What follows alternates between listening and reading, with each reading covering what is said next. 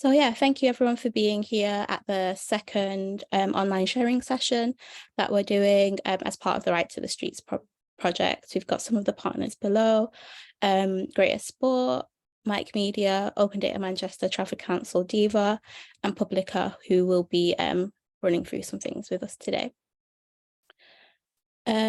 So a bit about the project.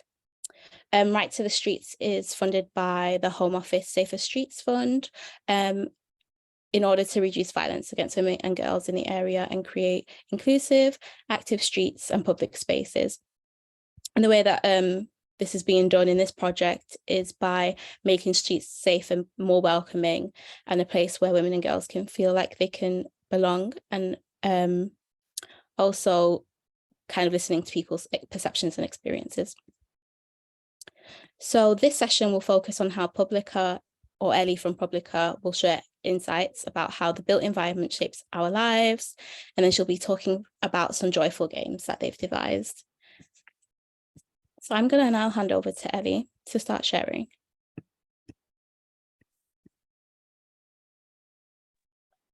I managed to unmute the first online sharing task complete. Then I'll just have to share my screen and then we're good to go. So yeah, just a big thank you for welcoming me here today to talk you through some of the things that we've been up to and a bit about our journey over the past nearly a year now that we've been working on the Right to the Streets project. But first, I'd just like to share a bit about Publica and my own experience, so we can situate where the perspective that we're coming from. We are predominantly a built environment, small built environment design agency based in London, and we work at 3 different levels. So we set right at the kind of fine grain of the city. We do urban design, landscape design, that really just kind of shape our cities. The next level up, we think about more strategic master planning ideas, thinking about how parts of cities can be completely reshaped, maybe whether that's around pedestrianization or change of land use, but kind of that revisioning what actual parts of the city can look like. And then at the very kind of top level and the bigger level, we think about we support policymakers in making strategic decisions and plans, and we have around certain aspects of urban life and city making. And that's really where a lot of my work and my research work comes in. My background is as an academic researcher, where I've been at UCL for the past 10 years, researching the topic of inclusive cities with a particular focus on gender inclusion and women's safety in cities. So I was really delighted to be able to bring some of that theoretical knowledge, some of that international research that I've been part of and able to lead over the last 10 years to bear with brilliant people on a real project and try and make sure that we can bring that theory into practice. And I'm going to tell you a little bit about that journey today, if you are willing. Please do feel free to use the chat, and Toybat will be monitoring that and can just butt in as required. Butt in is such a not the correct way to say that. Okay. Can you all see my screen? Great. And so a brief agenda. I'm gonna, oh yeah. This is also an invitation. This is the first time that I'm going to be presenting some of the games that we've been developing, some of the ways in which we're trying to support people in engaging in a fun and joyful way with issues that can be quite challenging. So it's a bit of an experiment about the ways in which it's useful to present these. We are going to have a go at playing some of the games, the very kind of entry level games in this call. This is a huge experiment. I've not done this before, so I just invite you to help us all make this work by really participating in the chat when that game section comes. So just you're asking for your help on that. And then to give us, really, this is early on in one sense, that we're always looking for feedback, what's working and what's not working. So can you imagine how these would apply in your own projects, in your own work you do professionally, in your communities, and in your friendships? So this is really an open discussion, and I'll just set out the starting point. And so what I'm going to take us through is a bit about the challenge that we're facing, and what we're talking about when we're talking about gender inclusion in public space, what we think our challenge and our purpose within the Right to the Streets project is, talk a little bit about what I think the value of adding play into this topic is, and then take you through some of the games that we have devised. So the starting point, the challenge. This is really the core question that we've been asking ourselves all the way through the Right to the Streets project, or I think universally all of the project partners, which is how can we support people to engage joyfully and confidently with topics that can feel upsetting and complicated. Many times when we're doing work around gender-based violence and gender inclusion in public space and feelings of safety, there's a lot of heavy work, and there's a lot of things that can be challenging, and people often don't know where to start with that conversation. Often people have personal lived experiences that can be that can be conjured up in those conversations. Often people don't know if they'll say the wrong thing in terms of maybe offending people or getting things wrong. People don't want to be seen to be quote unquote ignorant about these kinds of topics, and therefore people can start to shy away from them. And so we've been looking at multiple ways in which we can help people to feel more confident in engaging in these kinds of conversations, but then also holding a sense of optimism, joy, and connectivity around this issue, so that we maintain a momentum that things can change at our level. So that's been our big ambitious question. Within that,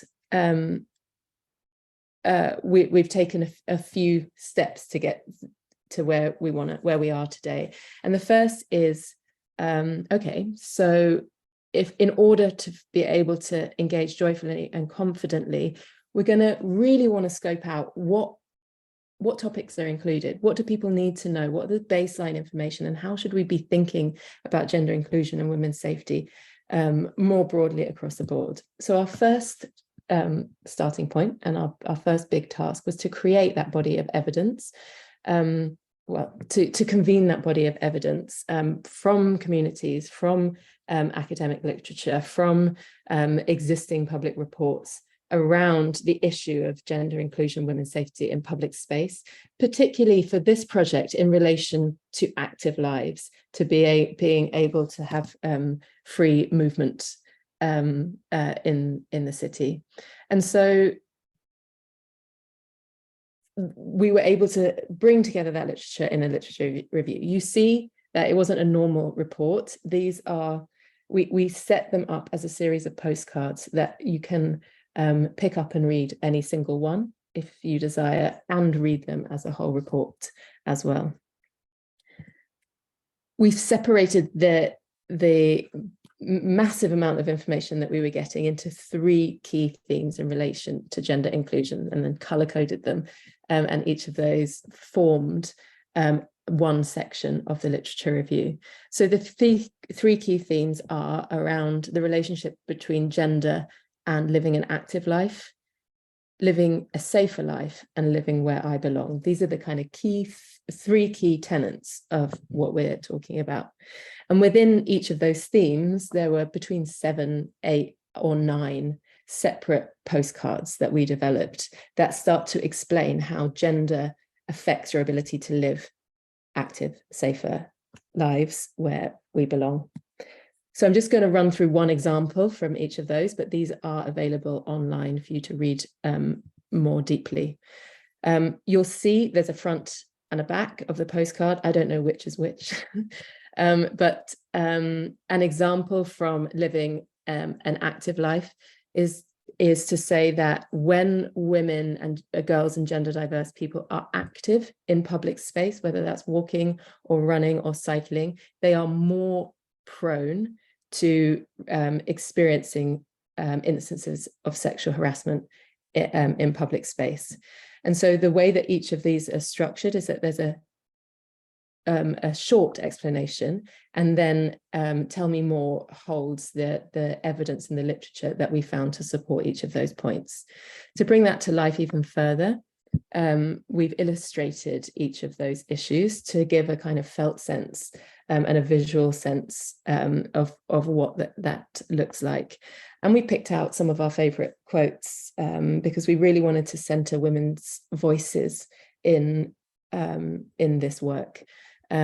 So women learn to adapt their behavior and movements, habitually limiting their own freedom in order to prevent, avoid, ignore, and ultimately dismiss what they experience as ordinary. So we're talking here about the work women have to put in order to feel safe from violence in cities. In terms of living a safer life, one of the key points that we wanted to make is that access to active lives can be healing and empowering. We know that many women have experienced gender-based violence and harassment, and that physical activities help them to recover and feel safe in public space again. This is especially true when participating in communal activities. And we have this, one of my favorite illustrations of people joyfully dancing and moving in public space, and we can get the sense of the way in which being in our body, reclaiming our bodies, is central to overcoming the disproportionate sexual trauma that women experience. And then finally, an example from living in a place where I belong. An example is representation. Who or what issues are who we celebrate and memorialize in public spaces has an impact on the extent to which people feel welcome and a sense of belonging or ownership in public spaces. This is an example of a huge statue in London and the artist herself describes the statue as this figure represents all individuals, but in particular, but women in particular, who understand the power and importance of simple gestures that assert their right to take up space. And so here in the middle of a city, we have a giant statue of a woman taking up space. So again, there are many more of these cards that you are free to access and play with and investigate further. But I hope that gives you a bit of a flavor of the bedrock of the knowledge and expertise we've drawn together in order to create these games. As part of that literature review, we also found, I think, about 20 different tools and case studies of the use of those tools. So that some examples of those are women's safety charters, gender budgeting, and body mapping methodologies that explore the ways in which different areas, different public spaces have a different impact on our felt sense in our own bodies of public space. So I just want to check in if there are any questions yet. Feel free. So we're going to move on to the value of play. And play and joyfulness is something that I really value, and something that in my personal life is important to me and my family, and the way I engage in the world generally. But I noticed in my activism and in my professional life, play gets decentered and it gets sidelined. And it's something that I've been grappling with, especially as a woman in a traditionally male-dominated sector, to bring in things that maybe seem frivolous or playful, but actually are really radical spaces for connection and for being able to rethink. So for me, I've got a long list of things that I value about play that I wanted, and we wanted collectively as a team to bring in. So we think that play offers a place to be curious, to take risks, to make mistakes safely, to imagine different possibilities and ways in, to reflect on what happened there, to be optimistic, to experiment, to build things together, to laugh together. And I put win in at the last minute, because I don't think we often, I haven't really mentioned that before, but so often when we're doing work around gender-based violence and women's safety, these heavy issues, it feels like we're not winning, and it feels often like there are so many hurdles. And so just giving a quick opportunity to succeed at something and to find a solution, or to even just have the best thing, can be a bit of a balm. Maybe, I don't know. I'd be really interested to hear what you think about that. So how have we done that in the project? Just checking if there are questions. Yeah, we have a question, and I'll read it out. I am wondering how you have understood intersectionality of women's experience, e.g. age, race, and culture. Absolutely. Thank you, Sophie, for bringing that to the forefront. It is absolutely foundational to this work that there is no one experience about what it is like and what it feels like to be present as a female. And so within the things that we are saying, we are always bringing, what we are trying to do is to bring up and make visible multiple different experiences, and the ways in which within the category female, there are, of course, intersections that make people, I don't always like the word vulnerability, but that exacerbate either violence against them or ability to access the freedoms of the city. And so wherever possible, we make sure that within the things that we're talking about, the themes that we bring up, that we have a nuanced and holistic understanding. One of those that pop to mind as I'm speaking now is we have a page on the way in which, when we perceive women as victims, and many approaches to city women's safety have this kind of image of the woman as a helpless victim, and that helpless victim needs to be saved, usually by kind of militarized masculine police forces that push that put the baddies in prison, and that's really not a helpful stereotype, because it reinforces women's position as powerless and not able to live free, full, powerful lives.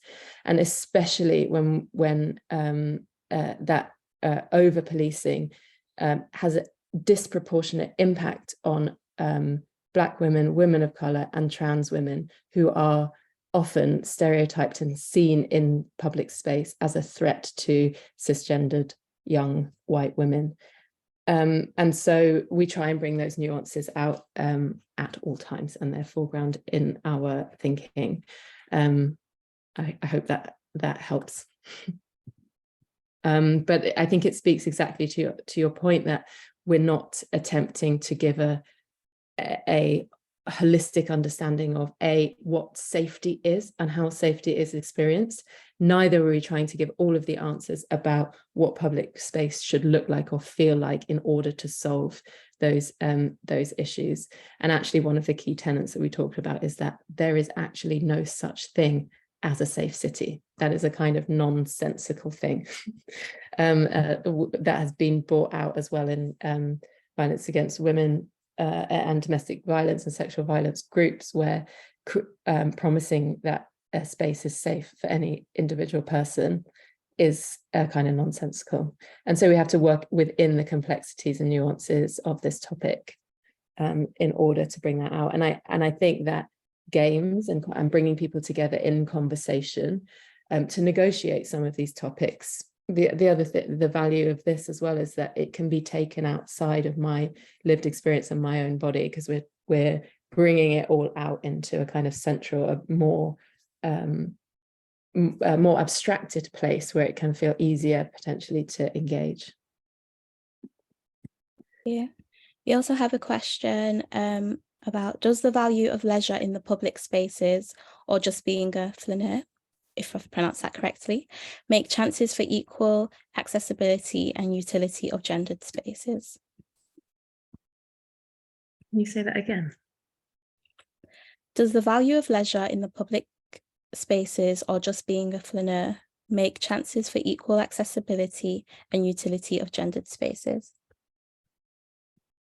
I think that I'm not sure I'm entirely sure the intention of that question, but I think for me, opening up access to a diversity of activities in public space, diversifying the public realm, and ensuring that those spaces do not always have to be socially negotiated, meaning that providing lots of different spaces for leisure, for play, as well as private spaces that enable people to get over some of the key issues about being observed, being harassed. More diversity in the public, in types of public realm, I think, is one of the essential ways forward. And I think the more diverse the people are in the city, the more visible types of activities that are happening, the more visible different people of different identities, of abilities and faiths and ethnicities, all becomes part of saying there's the diversity of activities has a right to be there, and the diversity of people have a right to be there, and this is normal and celebrated. Okay. So, should we play some games? How much time do we have? Okay, mostly I'm going to just tell you about the games, because the big invitation here is to go forth and play the games in your own work, if that is something that is relevant to you. So I'm going to try and just show you that what is available and how it's been used in the past. So we have a lot of different types of games. Personally, I think movement games where we're engaging our bodies and walking around spaces and investigating, not in a static position, is really helpful for just enjoy an enjoyable experience, but also being able to remember things in a different way and engage in more active ways. You also engage as kind of visual, when you can see how people have moved around the space. So we simplified the literature review into a set of cards with a front and a back that really is the pulls together the essence of the point that we're trying to make in an as concise way as possible, where we can where people can quickly understand the gist of the point. And one of the basic ways, there are many ways in which we can use these cards to connect and play games and reimagine.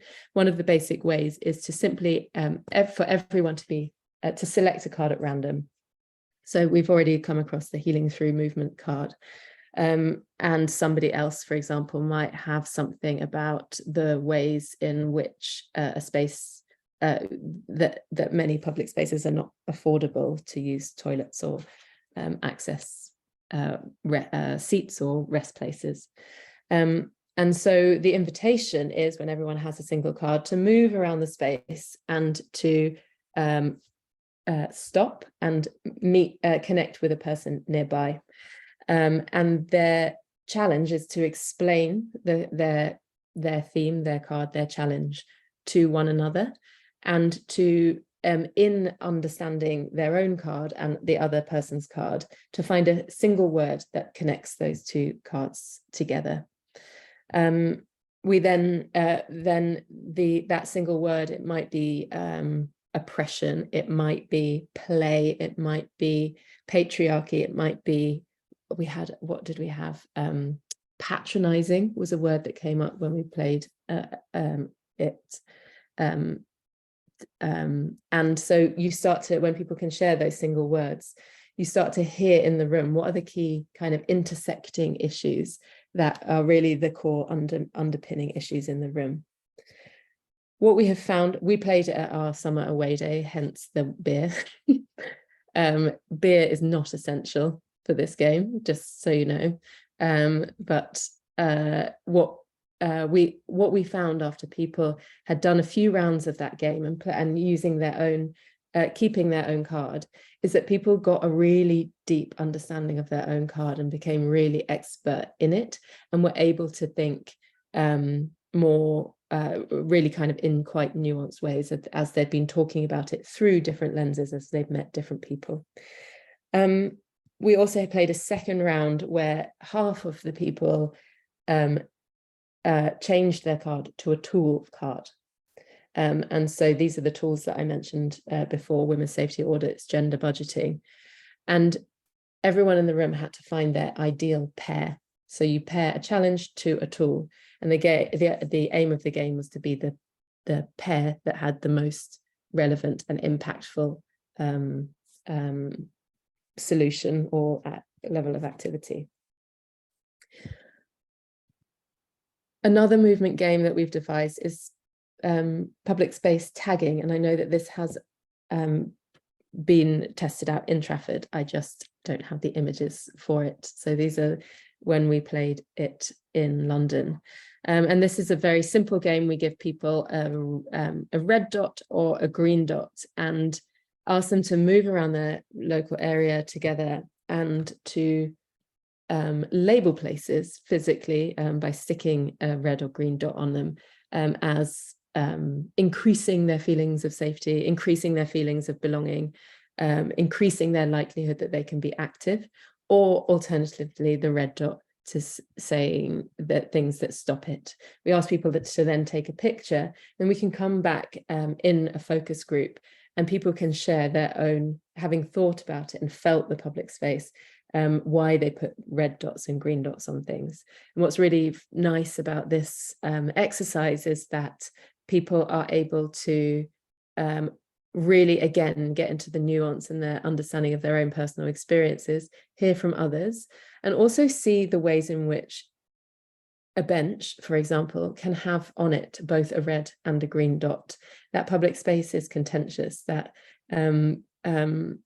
for some people, a tennis court is super inviting and exciting, and for others it may be a symbol of their lack of access to such infrastructure, or that maybe they feel it's dodgy or unsafe at night because people might be lurking.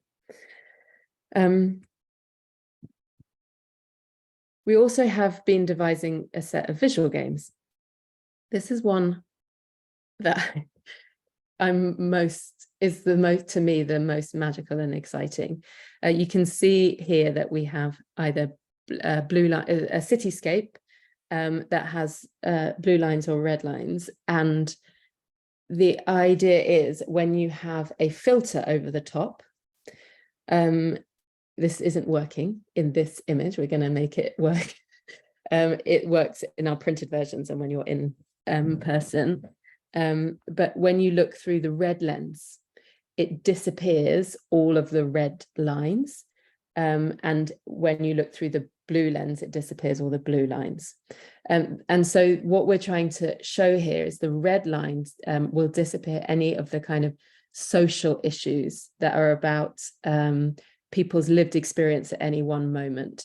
And we're calling that the police and crime lens. We say when you look through the angle of reported crime, these are the things that you can see, and importantly, it invisibilizes a lot of safety work that women do, because it is not necessarily reported and it's not necessarily part of police work.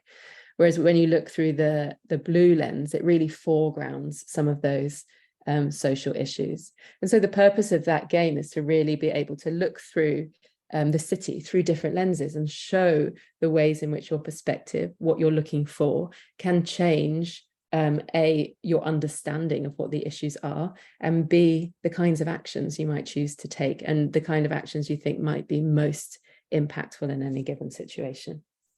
So that's a really fun one, and we're looking forward to what we kind of like about that game is it can be played as an individual or as a group. It's quite flexible. It's a poster on a wall, and so there are many ways that can be engaged with.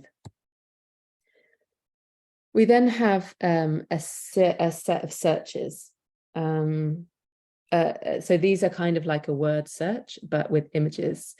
And what we ask people to look for in this public space is, again, they're structured around belonging, active lives, and safer lives.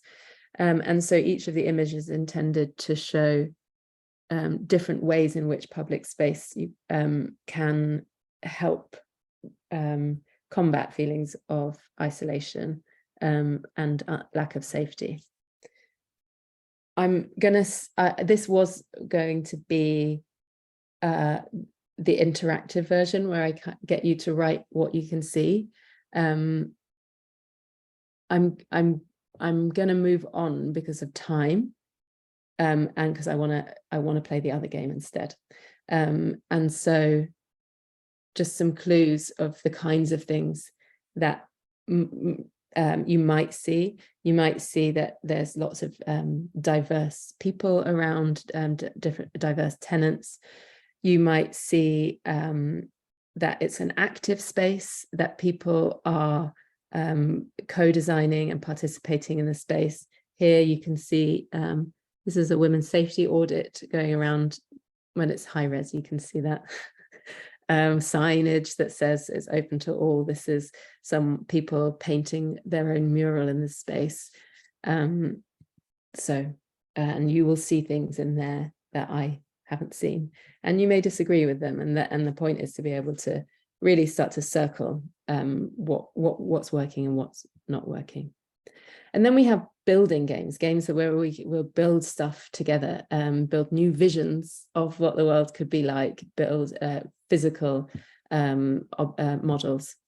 So this is maybe the most involved of the games that we've produced. We've made a board game. And the idea, there are kind of three key elements to the board game. The first is setting up the board itself. So we have different roads, plan views of different buildings you may recognize from Trafford.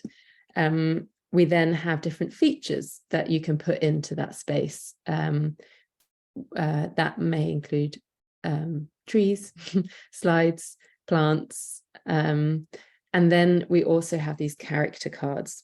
So the idea is that you would place those in the public realm, put lots of slides in. And then you pick a character card, and these characters have been developed out of personas that Open Data Manchester developed through participative approaches, engaging a local Trafford resident. So we've animated them and we've made them into characters in our game. So hopefully they're representative of people in Manchester. And the idea is that once you've built your public space, you tell a story about what it's like for Poppy or Fiona or a number of other people to walk or wheel through those spaces. What do they feel? What happens to them? And so actually we also have one of the characters is a bee, one of the characters is a dinosaur, and one of the characters is also a tree. And so we're interested in coming out, we're interested in people's lived experiences, but we're also interested in coming out of purely human experiences of the city, and to be able to include all parts of the ecology that need to be included in our understanding of how we build the city. And the dinosaur is there to disrupt that even further, and to make sure that we can really keep in the realm of imagination, and not strictly into the realm of like serious urban designing. What we're trying to get to is different stories of the city and different understanding of what the city could be, and what it could be for, and who it could be for, and who it could be by, who can author the city. And so we're really excited to get that. This is a yet unplayed game, so it's super early days for this one, but it's ready to go and will be published online in the next few weeks for people to have a go at. Okay. Can I just jump in, because we've had some questions in the chat. So we've got one from Anna, who would love to hear more about your insights on fostering a sense of belonging linked to place and embodied movement, such as physical activity, play, recreation. Do you feel that there's a positive correlation here? We've seen many examples in the Right to the Streets project of how when we opened up the funding to community groups as to how they want to make Trafford safer for women and girls, a lot of the things that we've funded have been around joyful movement. And we know that, and so one of those examples is Ella, I'm afraid I forget her surname, from Our Goal, who is a football coach, and who leads activities, leads training sessions around football around skills development, predominantly focused on working with women and girls. And she's going to be hosting football games every Saturday of September, and there are 5 Saturdays in September, where she will do training around things like using your voice in football, things like confident communication, and so the skills that you can develop, the whole holistic life skills that you can develop through engaging in team sports, or moving with people maybe that you don't know, is one part of the work. And so making sure that we don't just focus on physical interventions, but those funding social and community interventions that really can transform people's lives. The other project that comes to mind is, oh no, I've forgotten the name of it, but it's going to be a walk, a parade. And so people are using actually the games, which I'll show in a few slides time, to develop an understanding what's going to be on the placards, what is the slogans, what kinds of clothes will they build together and wear, what are the props that they'll be using, and what are the key messages of this talk, of this walk.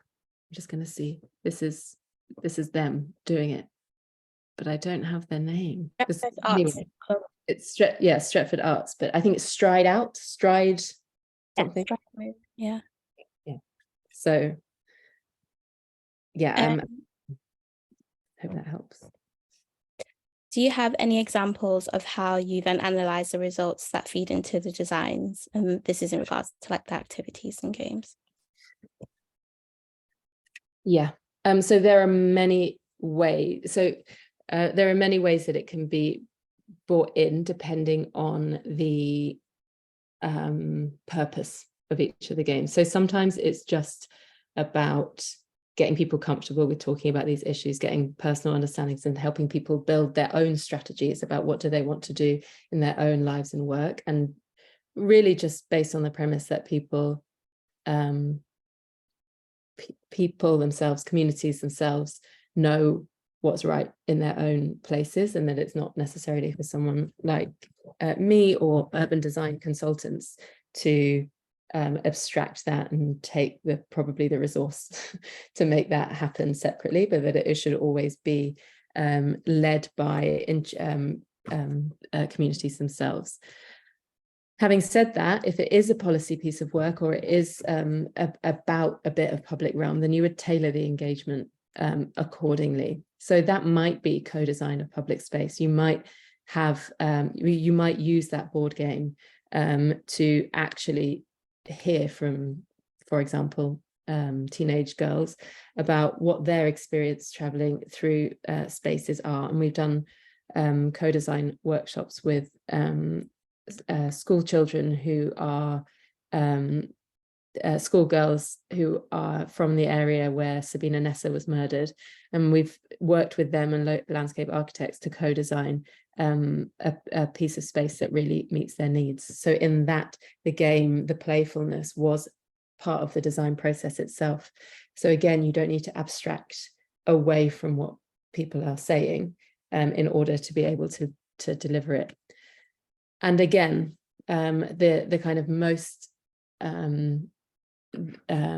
abstracted version, which can be really useful, is an example I might come to later, or then probably not, is around using thematic analysis of what comes up. So what are people talking about?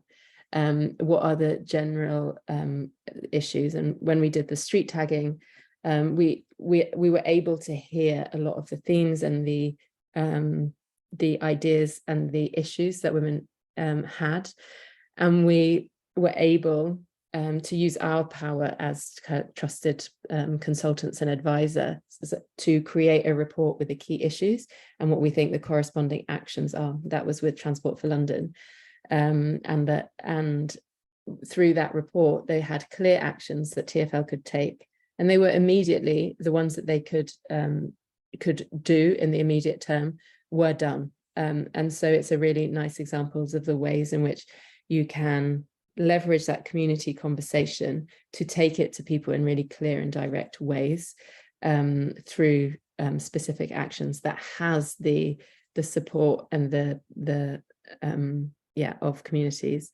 And I would just add that in one thing that really makes those ways of engaging work is by ensuring that you adequately compensate people for their expertise and time.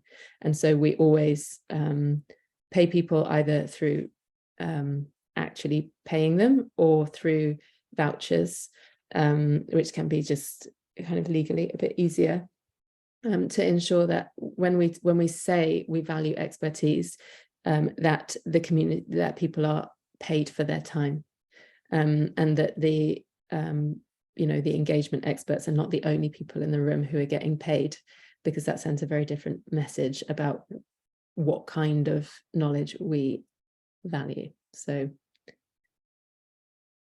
they're some of the things that can work. Was there another question?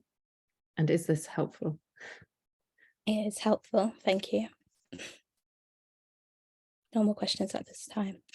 Okay, so we're going to spend 5 minutes reflecting. What we want to do here is build a vision. We want to build an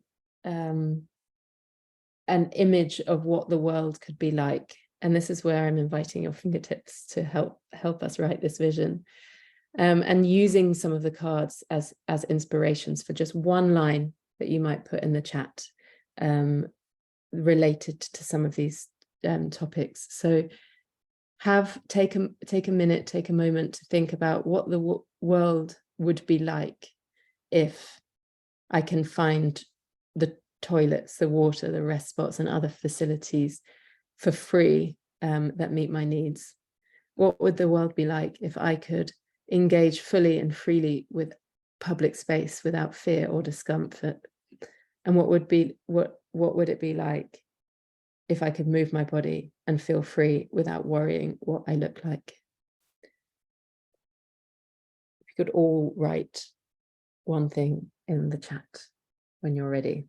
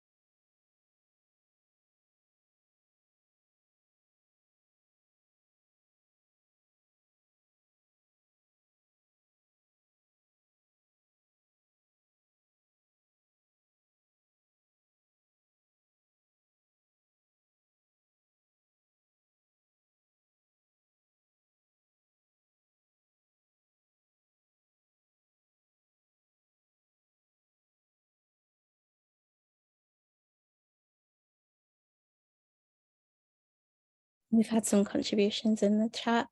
Achieve positive embodiment, better social health and active public infrastructure use. Walking without thought at any time of the day. Being less anxious and free to stay out later. Being able to clear up valuable headspace to be more present in everyday living, thriving. Women and girls outside for longer, strengthening their communities around their interests. Really, some really heartwarming responses.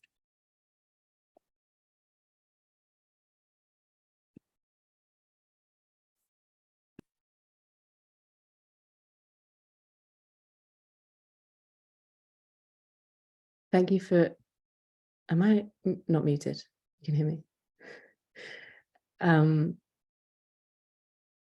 amazing kind of array of responses here. And for me, this comes out as poetry. The world that we will live in is a world of positive embodiment of better social health. It's sparkly and glorious. I can walk freely at any time of the day. The world we will live in is less anxious. We'll be free to stay out later. This world will have clear headspace, will be present and will thrive. The world that we will live in will be outside for longer. We'll have stronger communities. We'll be free and easy. The world that we will live in would have toilets that would be bright and clean and not down the dark, dingy path. We'll be able to go out on foot at night without feeling vulnerable. We'll be able to show our bodies freely when we go to the swimming pool. And as a result, we'll be doing what we want to do. In this world, we'll see more women around in public spaces, and we'll have such a positive impact on our community and our sense of safety.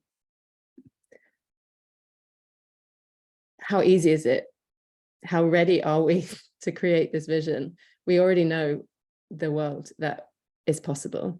And by bringing these together and seeing such similarities in the stories and the visions that we have for the world and the hopes that we have for ourselves, for each other and for the next generation is already there. And through games and through building these stories together, we can just have a clear vision and go for it together. And so that was a rough and ready version of developing a vision and a poem, but I hope it starts to give you some insight into what's possible when we do this. And this has been happening as Stretford Street Arts through the Stride preparation, and then many more workshops to come around that.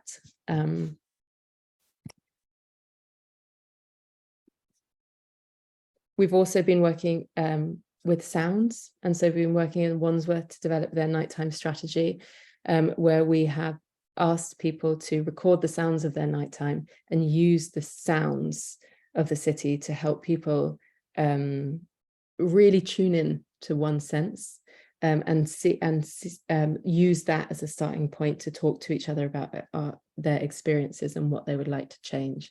And that's fed into Wandsworth's nighttime strategy. Again, there's more information about that online, which we can share. And so it's really just a final invitation to take the resources that they will be online, not right now, but really shortly, for you to start playing in your own spaces. And, you know, there will be workshop instructions to show you the ways in which you might facilitate the games, the kinds of discussions and learning objectives that each of those games can have.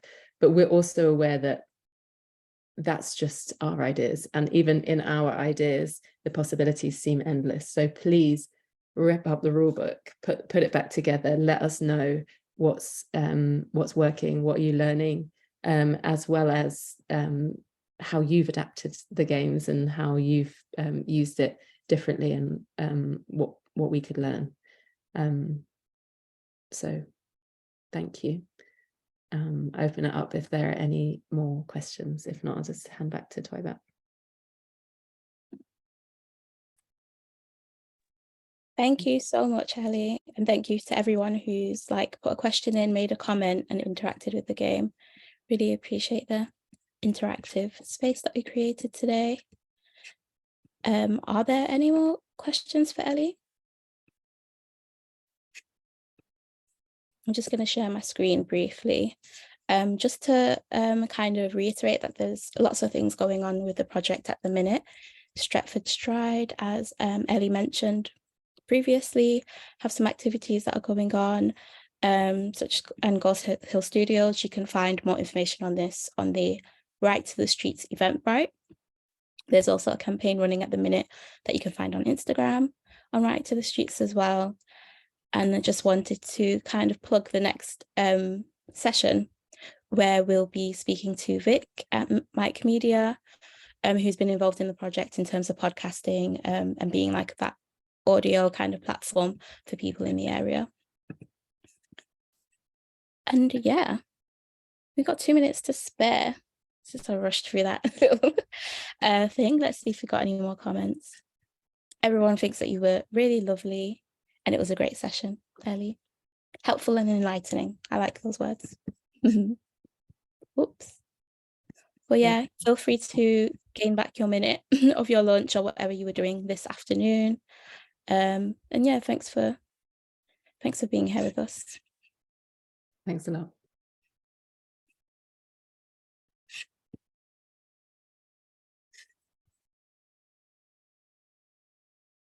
I'll stop sharing.